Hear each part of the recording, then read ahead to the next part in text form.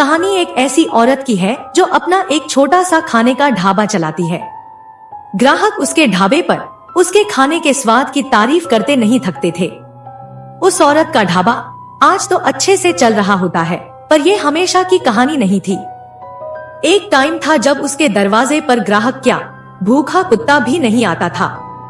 उस औरत को खाना तो बनाना आता था, पर उसकी कंजूस आदत की वजह से वो हमेशा सस्ता और बासी सामान खरीदती थी, जिस वजह से उसके ढाबे पर खाने के बाद लोग अक्सर बीमार पड़ जाते थे। उसे खाना तो बेचना होता था, पर पैसे खर्च करने में उसे आफत आती थी।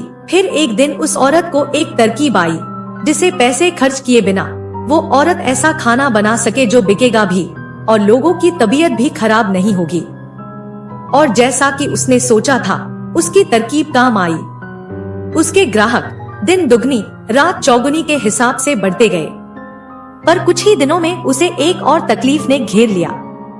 जिन जानवरों को वो सड़क से रात में उठाया करती, वो अब धीरे धीरे कम हो रहे थे, पर उसके ग्राहकों की खाने की डिमांड सिर्फ बढ़ ही रही थी। अब उसे समझ में नहीं आ रहा था वो करे तो क्या करे।